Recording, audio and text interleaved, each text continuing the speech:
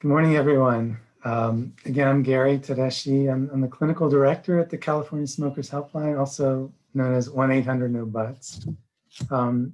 It's really nice to be with you this morning. I know I realize you have a choice in terms of which sessions to go to, so thank you for coming to this one. I think maybe you really like motivational interviewing and you just want a refresher, or maybe you've heard of it and you're kind of curious about it. Either way, I hope this will be interesting, useful to you. I really love this topic, and so anytime I have a chance to discuss it, I jump on it. It's a great topic. You know, motivational interviewing I would say is an excellent approach. You know, it's used really for any kind of helping role that you're in, especially when you're working with people who aren't sure they're ready to quit. So I find that's probably where we get the most use out of it. We do use it at the Smokers Helpline. Even though people are calling us, we don't assume that they're ready to quit. So these strategies really help to determine if there's sufficient motivation to change. And then we can move on to things like planning, which are more tangible kinds of things. So I think we'll just go ahead and jump in. Let me just share my screen here. And just double check, Christina, we can see that okay? Yeah. All right. Good. Okay, so as we go along, please feel free to type in something to the chat box. We're a smaller group this morning, so it's okay with me if you just unmute and just throw a question out at any point along the way. I would like this to be as interactive as possible, and we'll just kind of move from there. So please feel free to jump in at any point. So these are the things we'll be looking at in the next 45 minutes. What is MI? What are the goals? More broadly, the processes of change, the principles of motivational interviewing, and then change talk, which is really a central idea of this approach. And I think we'll have time to look at a couple case examples. That'll be our way of wrapping up. So if that sounds okay, let's go ahead. Real quickly, a shout out to my colleagues at Smokers Helpline and UCSD. And we are funded primarily by the California Department of Public Health, and then in part by First Five California. So I just wanted to acknowledge them. All right, so what is motivational interviewing? And I may actually have some questions for you along the way, so please be ready to answer if you have a thought about something. But let's take a look. So motivational interviewing, and Dr. Hancock mentioned, she really likes William Miller, who developed this approach.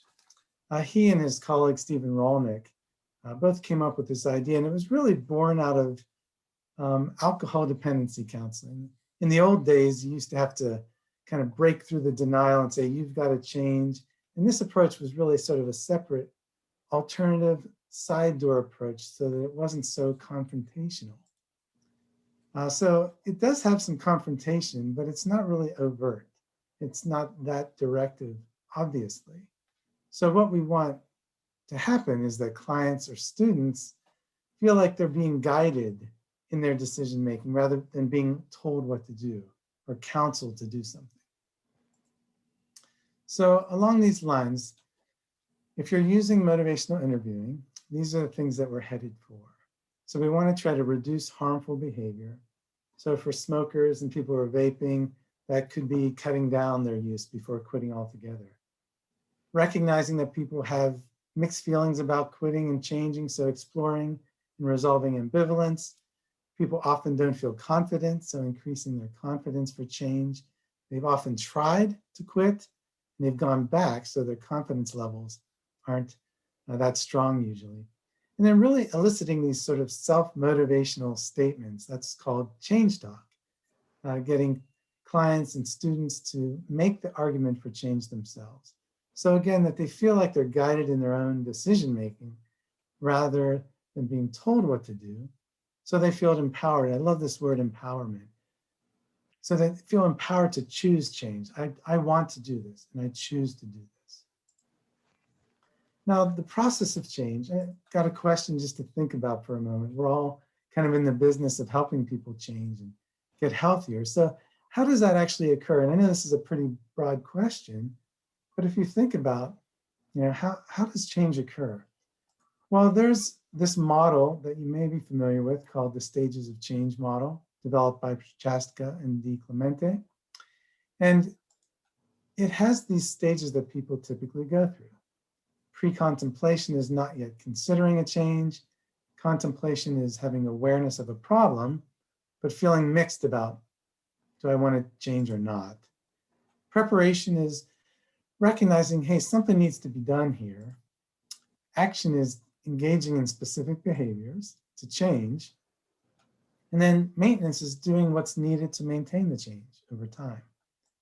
Then there may be some type of slip or relapse, and people then cycle through. They may go all the way back to contemplation or maybe even pre-contemplation.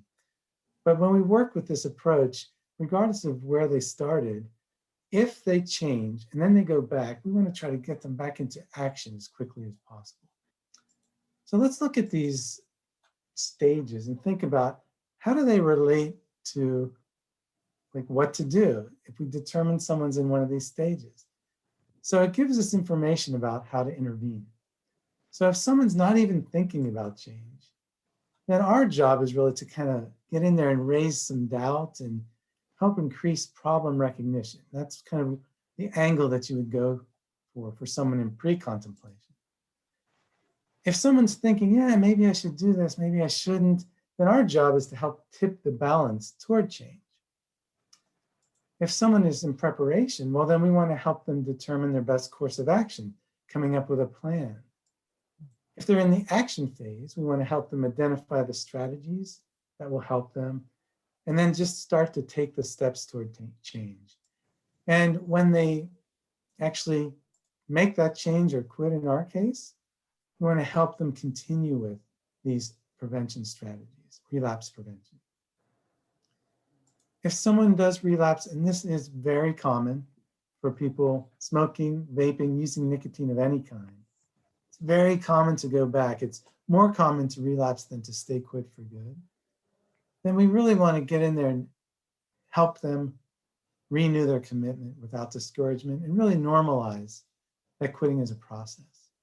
And at some point, we just hope they don't need us anymore. We just support the change over time. So that's how the stages of change fit with how you intervene. It's fine to know what stage they're at, but what does that mean about how we help? So now look at the principles of motivational interviewing.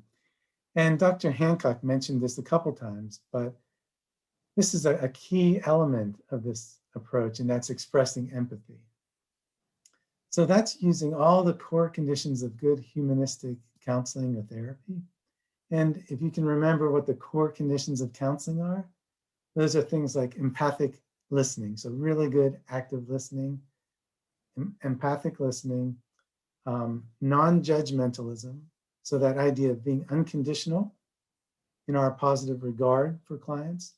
And the third core condition is authenticity, just being yourself, not taking on the role of a helper, but being who you are, sharing your own experiences, and just providing really good listening skills. The next principle is rolling with resistance. And I want to just spend a few minutes on this because this is an interesting term, resistance. It's really getting at avoiding arguing with your students, and which might sound like, yeah, that makes sense. We don't want to argue. But sometimes we get our kind of agenda in there and there's a little bit of tug of war. And what happens is then students will start saying things that what is called sustained talk, meaning I'm going to keep doing the behavior. So let's just spend a few minutes on resistance. If we think about what is resistance, I always think it's a term that counselors and therapists kind of came up with themselves to say, this person's not doing what I think they should do. But resistance really has a lot of elements to it. It often starts after, I don't know if you've ever heard of the righting reflex.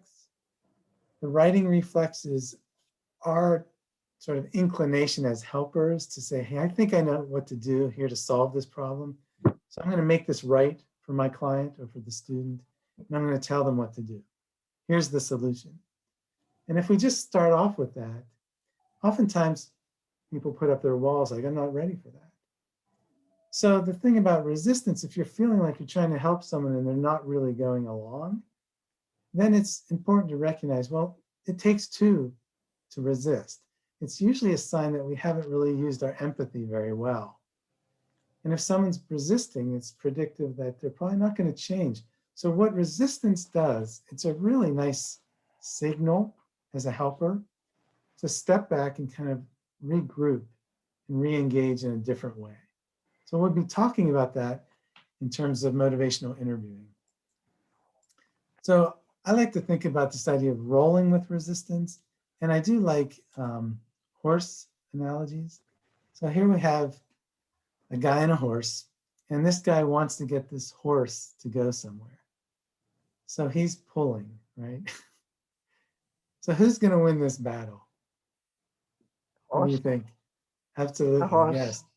The horse is going to win.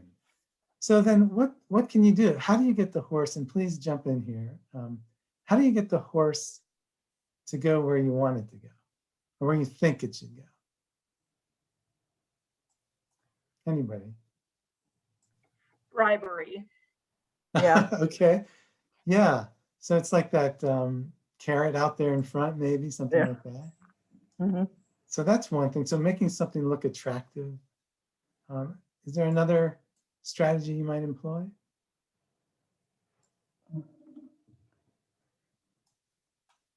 Let me throw up the other picture here and see if this makes you think of anything else.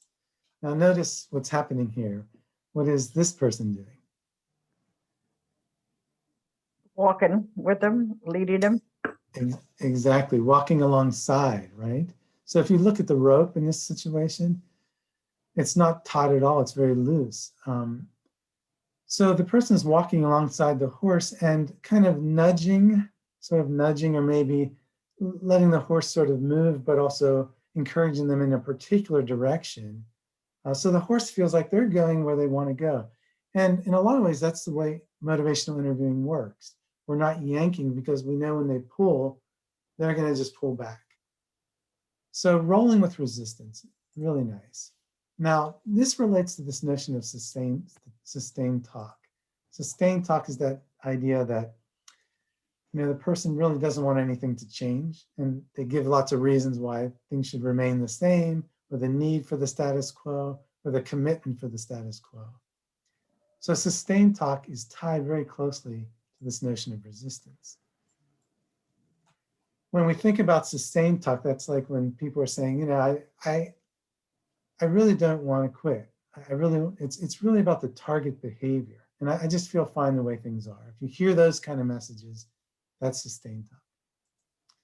Resistance is more about the relationship between the helper and the student.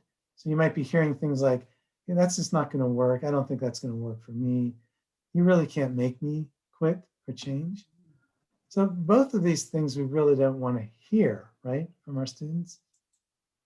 But the good news is that both of these things, whether people are using sustained talk or they're being resistant, in quotes, both are highly responsive to the provider or the helper style. So that's what's really nice, is that we have some control over this based on how we interact with the student. So rolling with resistance is really what's probably most important. And then supporting their self-efficacy or their perception of their ability to change, doing what we can. Developing discrepancy is, I think, a really interesting one. This is important. For those of you who have heard of motivational interviewing and have used it, what do you remember about this notion of developing discrepancy? Anyone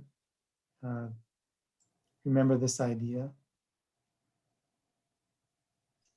I would like to share how I've used it to develop discrepancy in high school students. Okay. I worked with pregnant teens, and they couldn't be in the program if they dropped out of school. and they'd start talking about what their goals are. Like, I want to go get a good job. I want to take care of my baby. And then I would ask them something like, so you tell me you want to get a good job and take care of your baby, but you want to drop out of high school. What does that mean to you? Okay. They start thinking, oh, my parents didn't finish school and now they're working 3 jobs. Oh, well, so tell me what a good mother is again. And they're going, Yes. well, maybe I need to stay in school. So I would help guide them to see the discrepancy in trying to reach their goals. Fantastic. That's a great example. It's really trying to point out this discrepancy between their stated goal for themselves and the behaviors. That's a fantastic example. I remember talking with a client about, before he quit, he said, the hardest problem for me is going to be at the bars on Friday night with my friends. So we had to do some work around, well, what do you think you can do? He said, I don't think I can go to the bar. I think I just have to stay away. Well, how long do you think you can stay away from the bars? I said, well, I don't know. 2 weeks, a month. Let's try for, as long as you think you can. So I talked with him on his quit date and he's quit. I talked with him at the 1 week point, around 4 to 7 day point, and he was still quit. And at 2 weeks, he was smoking again. What do you think happened? He found his way back to the bar on Friday night, and that's where he started smoking again. And so there's a chance to develop discrepancy in this situation. I mean, I could say, what do you mean? I mean, we talked about that. You said you weren't going to go, and that wouldn't go anywhere. That would just raise walls and defensiveness. But I basically just asked him, hey, I remember we talked about that situation. That was going to be a really tough trigger for you. And you found yourself back at the bar on Friday night. Talk me through that. Talk with me a little bit about how that came about in your decision-making process. And let's go forward from there. So the goal is really to point out the discrepancy, but try to maintain that rapport and relationship at the same time. So those are the principles of motivational interviewing. And then there's this idea of how do you build motivation? And this acronym OARS, and then just added another one on here, are things like asking open-ended questions that can't be answered just with yes or no. So how important is this to you? Affirming whatever they've tried, what they're thinking about, that's a good idea. Listening reflectively, we talked about empathic listening. And so kind of going a little bit below the surface, how are they feeling about what they're saying so that it helps really align with the student? And then summarizing, just kind of pulling the different thoughts together and saying, let me see if I've got this right. And just conveying that you're there and that you're following and that you're right there with them.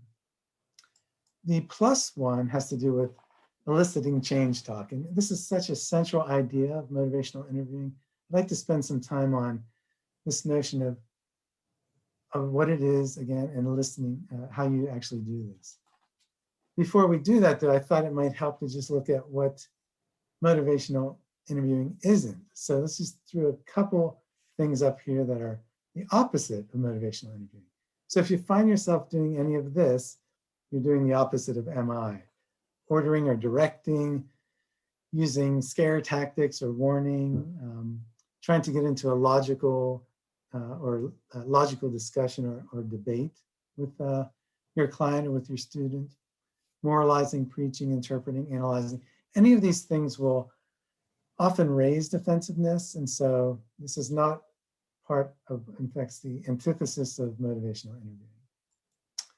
But the change talk part is really trying to develop those self-motivational statements. So it's drawing out personally meaningful reasons to quit and just helping students make their own argument for change. That's such a critical goal here. You want to hear students saying, this is what I want to do for this reason, rather than it coming from us. So there's a couple areas that you would look at. There's 4 main areas. And what you want to hear students saying are things like, I think I'm concerned about, I have a problem with this. I've got a problem with my vaping. I've got a problem with my smoking. an expression of concern. I've got a problem with this, and I'm worried about it.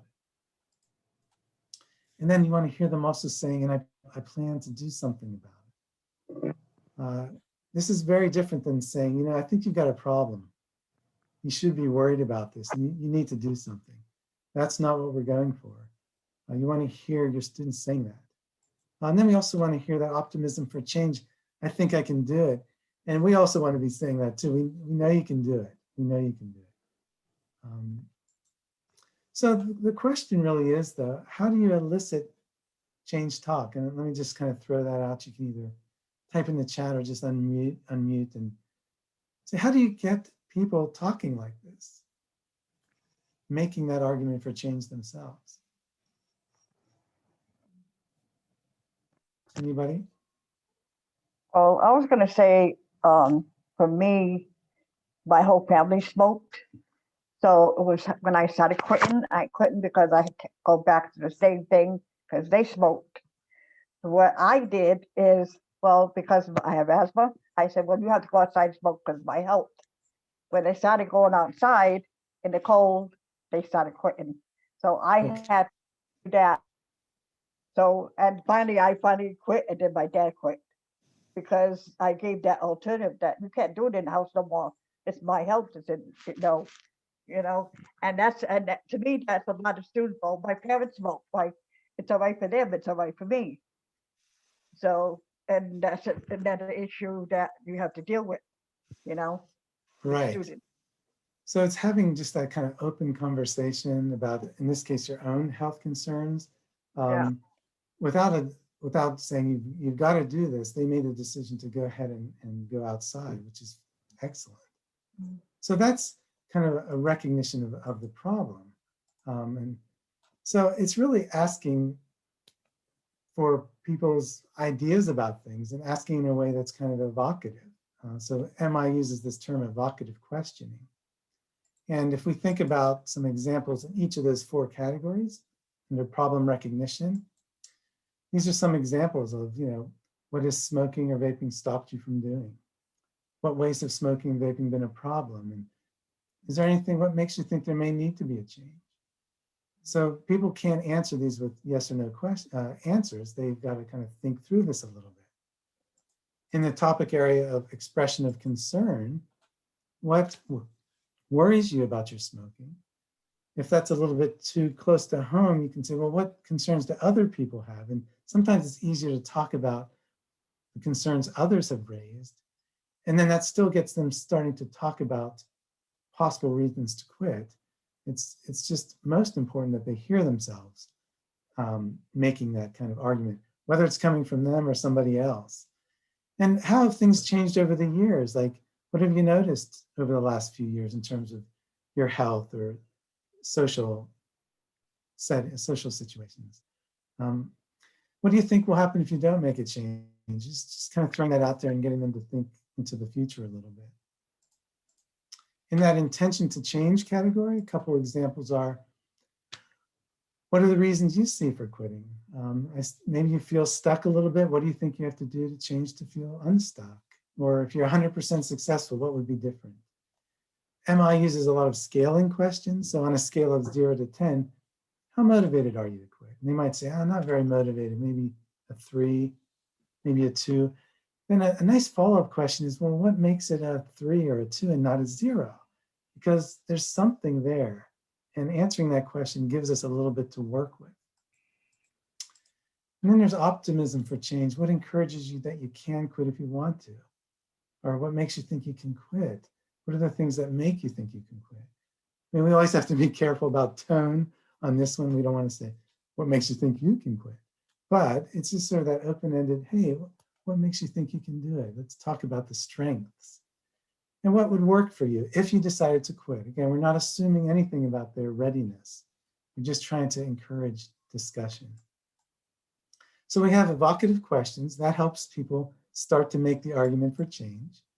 I mentioned scaling questions. On a scale of 0 to 10, how motivated, how ready, how confident do you feel? And then there's the envelope. I don't know if you've heard of the envelope. I find this to be a really nice idea. It's saying, if I were to hand you an envelope, what would the message inside have to say for you to quit? And if you think about why would we ask such a question, it really starts to make them think, well, what is it? What is it that would really motivate me? And so by answering this question, they start to make that argument. They hear themselves making that argument for change. There's also the decisional balance. You know, what's good and not so good about smoking and vaping? One of my favorite questions to ask right from the start is, yeah, I noticed that you vape. I'm just kind of curious, what do you like about it? And it's a really nice question to start with because there's something they're getting from it. It's not usually what people ask, especially healthcare providers. Hopefully they're asking these kind of questions, but what students are expecting is, hey, this is bad for you. You know, maybe you shouldn't be doing this. But what do you like about it allows us to know what it is that will keep them using. When we come up with a plan to quit, we're going to have to make sure we plan for that. And I think it builds credibility as a helper when you're recognizing that there is something of value. I mean, some people say nothing, I don't like anything anymore. But probably at the very least, they're getting some physiological need met. And then once you have that conversation, you can say, well, what would be good about quitting? You know, so what's good and what's not so good about it?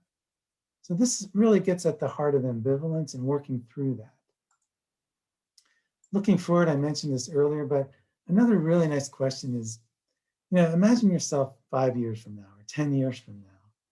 And in one scenario, you've been vaping that whole time, or smoking that whole time. In the other scenario, you've been quit that whole time. Just tell me what that would be like in each of those scenarios. You know, sometimes using extremes can be helpful. I find this doesn't help with everybody, but some people like to think about this, like what's the worst that could happen if you don't quit? You know, some people are motivated by looking at pictures, you know, dirty lungs and things like that, but a lot of people aren't. So this is just one of those you kind of have to weigh to see, is that something that would be motivating for your client?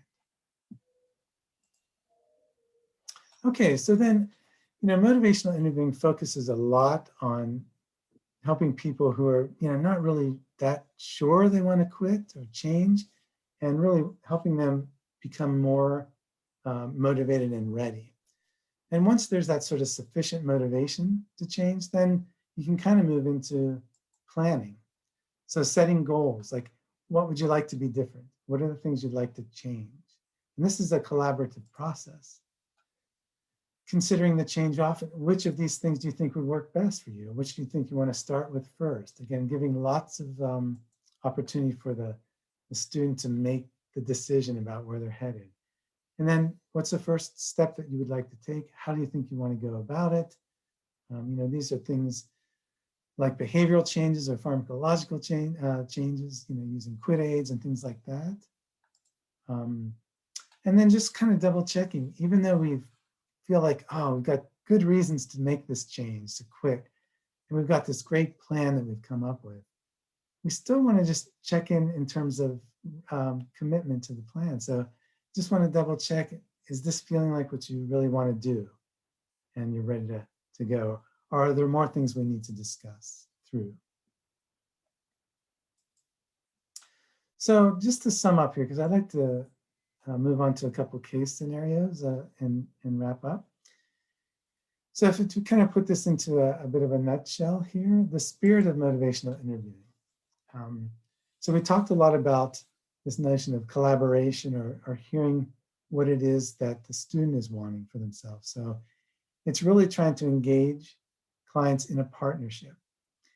And one way to do that is to apply the core conditions of counseling. So that's using great empathic listening, being non-judgmental, and being yourself, being authentic. Recognizing that ambivalence is almost always part of the picture, even if someone has a lot of great reasons to change, there's always that little part that's like, you know, it'd be easier not to have to change. And so that back and forth and being on the fence and helping people work through that ambivalence. And, you know, one way to do that is to really try to evoke the change talk. ask those really good evocative questions, those open-ended questions to encourage people to make that argument for change. So again, they feel empowered to choose change. So those are the things I would say would be sort of encompassing the spirit of motivational interviewing. Yes, these are strategies, it's an approach, but I think anytime you're talking with anyone, if you can kind of just keep these in mind as the overall spirit of conversation, that will be applying motivational interviewing strategies. Okay, so I'd like to move on to a couple of case studies, but let me just pause for a second, see if there are any questions that came in the chat box or if there are any questions that I can address now. We had one from Angie Okay. from the beginning of your presentation asking, say you are passing a smoke tobacco-free policy, are you forcing people into these steps? Well, that's a great question because it always feels like that. I mean, even when you think of the term policy, it feels like that's something that's being imposed. So we have to be very mindful when we're talking about policy. These are things, yeah, these are rules that are going to be applied. But at the same time, how we talk about this and the recognition that this is going to make it hard for some people. This is going to be uncomfortable. And so being able to acknowledge that this is difficult and aligning with that part that says, I'm not happy about this. So being able to have that and allow opportunities for people to say how they feel about it. But then, rather than saying, you have to do this or you're forced, you're still going to make choices because you're an adult. You're going to make choices.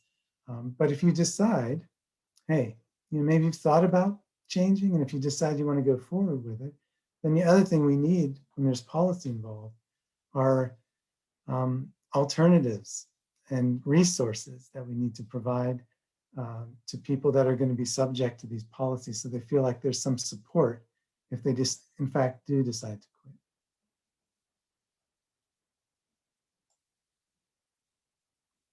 quit. Was there anything else?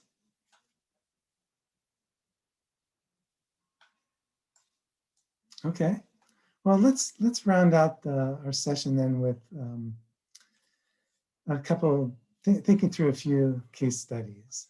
So let's start with Marcus. So Marcus is 19.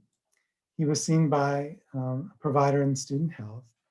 And after being asked about his tobacco use, he mentioned he was a pack-a-day smoker.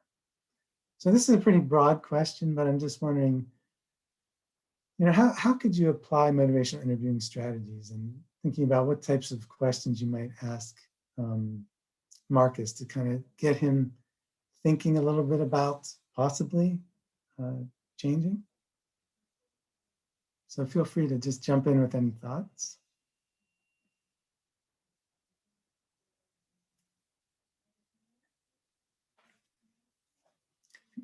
You think about what might be a good way to kind of open the discussion about his tobacco use. Can you think of anything that we've covered that might come to mind? I would ask him why does he smoke a pack a day? Is there, something that he has to have? Could he back down a little bit? Okay. There must be a reason why he smokes that much a day. Yeah, you're absolutely right. There must be a reason. So we can start off with that question of, hey, tell me a little bit about your smoking. What do you like about it? It's that's really getting at what's the reason that you do that. We want to make sure we have that kind of open-ended discussion before we talk about any kind of change, right? But that's great, trying to understand the reasons behind the smoking and finding a nice evocative question to get at that. We have a few in the chat box as well. I'm sorry? We have a few in the chat box as well. Oh, can you read through those? Yes, absolutely. Nasio says, did you begin at a pack a day or did it grow gradually? Nice. So just learning about the pattern use. Okay. Linda Hancock says, where are you in your like-dislike relationship with your tobacco? That's awesome. Yeah, it's really kind of putting, sort of what degree of like and dislike. It's really going after that ambivalence, how far on the fence leaning one direction or the other. Angie says, what do you like about smoking, and when did you find yourself smoking? So this is finding out more about the pattern of use and what they like, and then also what are the situations, right? That's going to give us a lot of information about what we have to plan for. All fantastic questions. I think I've got a couple others here. We talked about what you like and that sort of what's so good and maybe not so good about it. We could ask, hey, have you ever had any concerns about your smoking, or has anyone ever said anything to you about your smoking? And just, we could say, any interest at all? So how interested are you? So that kind of gets at that level of, what do you like or not like? And anything would need to happen for you to want to quit. So that would probably come later in the conversation, but all the questions that you raised as examples and then things like this would really open up that discussion, which is very different than saying, hey, you smoke a pack a day, that's not good for you.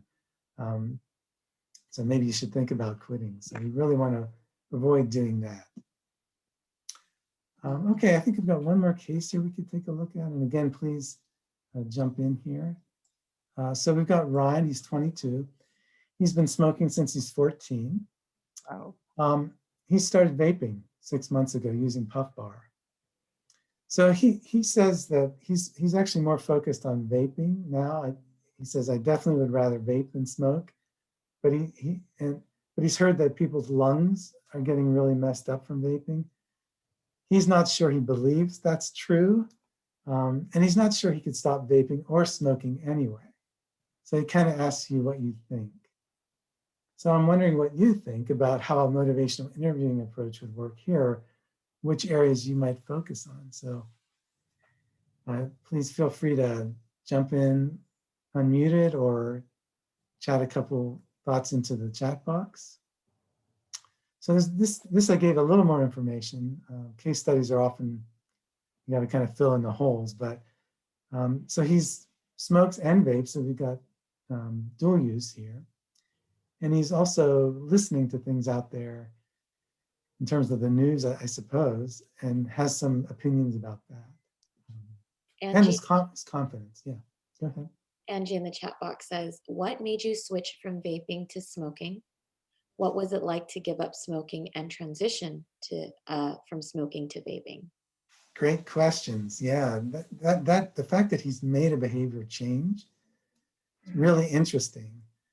And as Dr. Hancock was saying, the curiosity, we really want to convey that we're curious about his life. And that's something that's just right there, ripe for the discussion.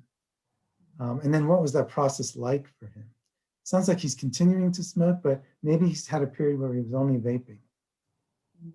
Yeah, any other comments? Ignacio in the chat box says, it sounds like you have some concerns about vape use, but don't think you can quit. What makes you feel like you cannot quit? That's fantastic. I mean, that's a great reflective statement right there, and summary, kind of summary and reflective statement all together. There's no judgment attached to it. It's not telling him what he has to do. It's really trying to learn more from him.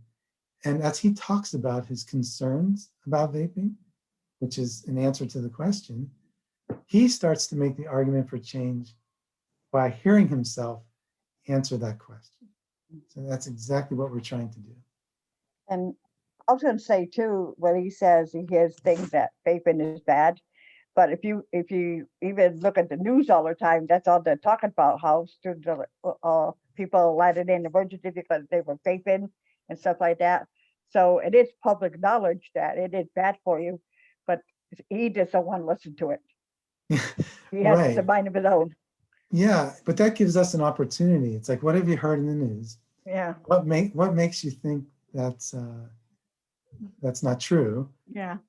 Yeah. What do you believe instead? And so you just learn more. Then it gives us an opening to maybe start to reframe that for him. But if we just jump in and say, the news is right, you better stop using, then he's just going to put up those walls, and then we're not going to really have any room to work with him, or much room at all. We have a couple more. Yeah, great. Angie says, where have you heard that people's lungs can get really messed up? And Hmm. how concerned does this make you about your lung health? Fantastic. Yeah. So what have you heard? Where have you heard? What have you heard? How do you see that in terms of affecting you? Again, by answering that, that's going to point to some potential motivational factors for Ryan. And Dr. Hancock says, sounds like you care about your health, which is great. How can I best be helpful for you? Love it. I mean, it's so on target. How can I be helpful to you? Is such a great question, because it gives us lots of information without assuming anything. We don't want to, I mean, we might know based on our years of experience or based on what the client is presenting, we may have a pretty good idea what would be helpful. But if we just start to apply that without checking out first what would be helpful for the client, then we're going to misstep. And just human nature, when someone is told what to do or given a prescription basically to try it this way without their input, this is just a natural rebelliousness against that. So I think I had a couple other questions, or maybe we hit them all. So, oh yeah, I thought we could ask what makes you more interested in vaping than smoking. And we talked about what have you heard about vaping? What would you have to see or read in order to believe those reports? And then we can always go back to that sort of, how interested are you in quitting? And if you are interested, since you're not sure you could do it, what would help you feel more confident? And that is kind of, how can I be helpful to you kind of idea. Well, thank you for all that input for those questions. I think those were really representative of the motivational interviewing approach. I think that is all. I just wanted to give a couple resources here. So if you're interested in learning more about motivational interviewing, there's lots of places to get training, but if you go right to the source, this is University of New Mexico, where William Miller created the Center on Alcohol, Substance Use, and Addictions, and there's all kinds of training opportunities. If you're trying to encourage people to quit and you like resources for that, California Smokers Helpline is available. We have cessation services, materials. We do provider trainings. And just real quickly, if you don't know that Smokers Helpline, it's a free service. We've been around since 1992, do a lot of research because we're part of UCSD. Got a great group of trained counselors.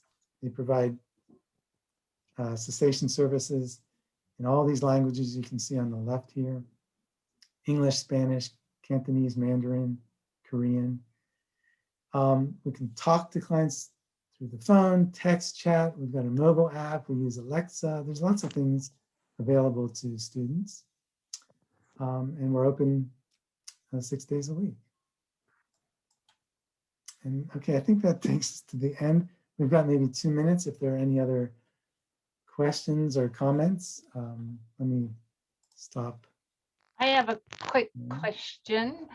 You didn't mention it all, and I don't know if this has changed, the concept of accepting the client where they're at, even if you totally disagree with them.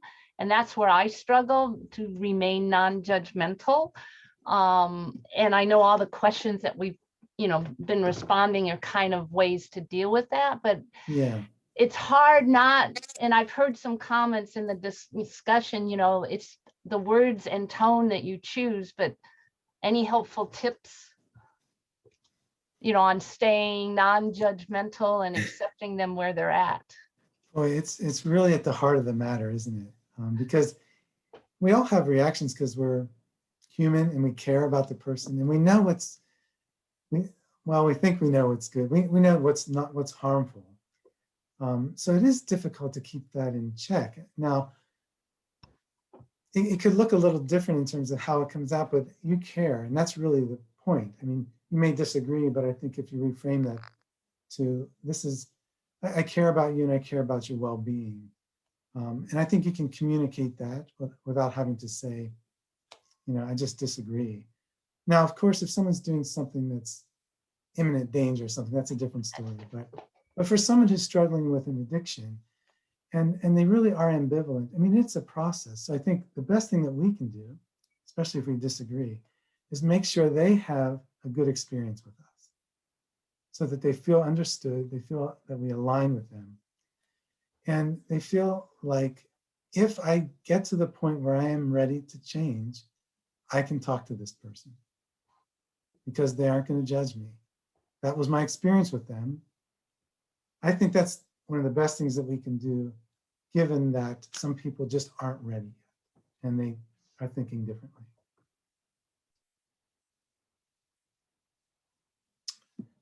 To Okay. summarize what you said, make them Yeah. feel heard and cared for.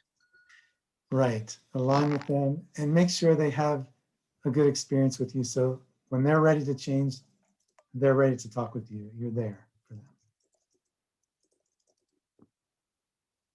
All right, everybody. So we're just a little bit over our time. I do have to open up the next breakout session.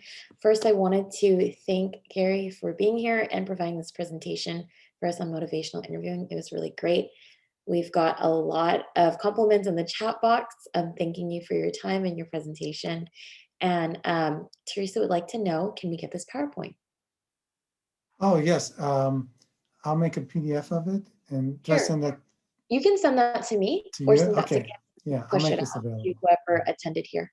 I'll have it. Absolutely. Yes. Thank you, everybody. And Great. Thanks, everybody. Thanks for all your input. Thank you. Have a great rest of the day. Thank you. One, everybody.